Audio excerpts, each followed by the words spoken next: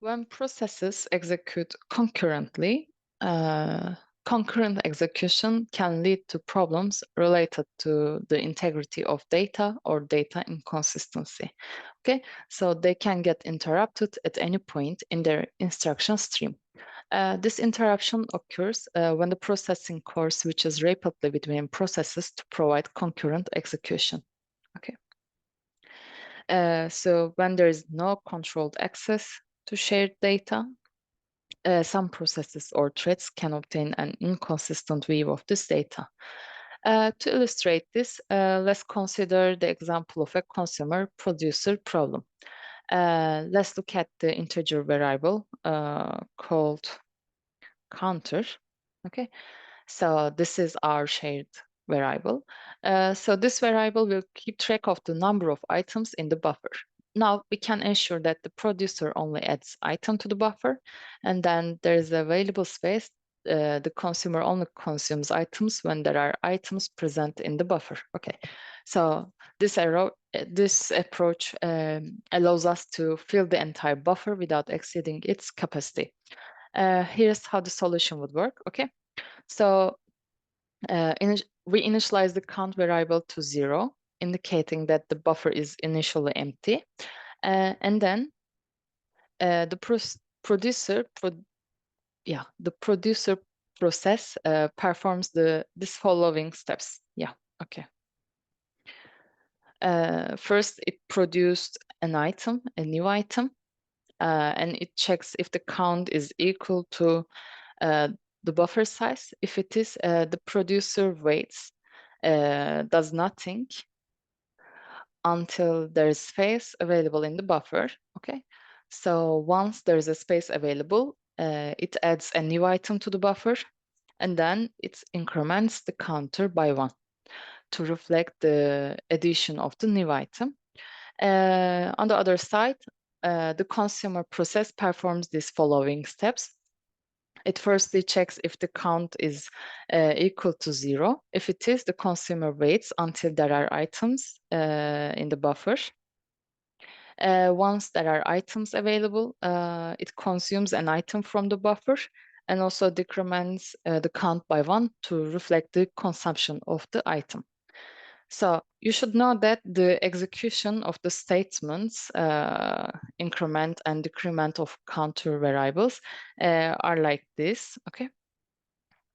While this producer and consumer returns are executed separately, as like this, gives us the correct result, okay?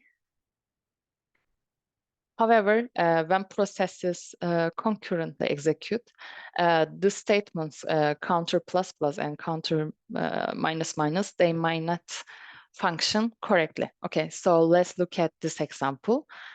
We have a producer and consumer process that both access and modify a shared variable called counter. Okay, so it may follow this sequence of events. For example, at T1, the producer reads the value of the counter into its own register. Okay, so register 1 becomes if the initial value of counter is 5. Okay, and the value of register 1 becomes 5. Yeah, let's write like that: register 2 and counter.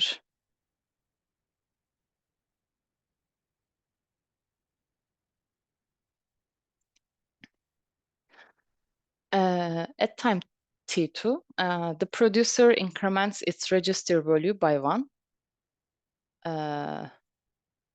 and resulting that register 1 is now 6.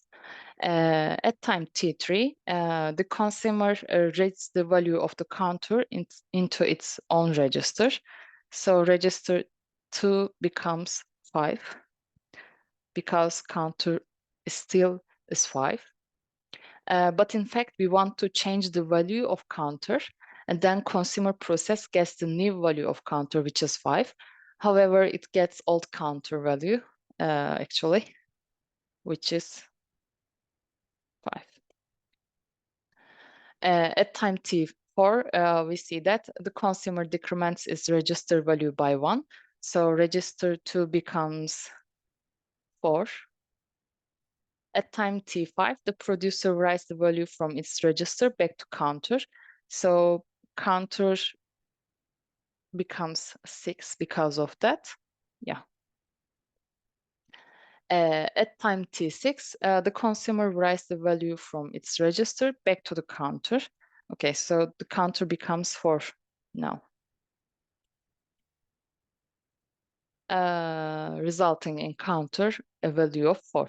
Okay, so this sequence of events illustrates how processes interact with the shared counter variable without proper synchronization, and the final outcome becomes unpredictable and incorrect. Yeah.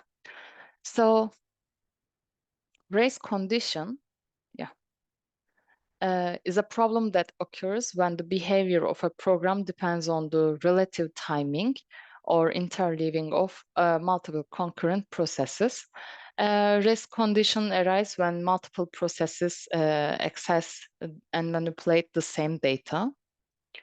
Um, and the outcome of the execution depends on the order of the access. In simpler terms, a race condition is like a race between processes or threads trying to access and modify the same data. The result of the race depends on the timing of their actions. Yeah, and it can lead to unexpected or incorrect results. It is as if different processes are competing against each other, and the winner gets to determine the final outcome. Actually, to address this issue, we prevent different processes from working on the same information simultaneously. We create special sections called critical sections, okay, where only one process can work on the data at a time. This ensures that everything happens in the correct order and it avoids mistakes. By implementing this approach, we may sacrifice some of the ability to perform tasks simultaneously, but actually it guarantees correctness.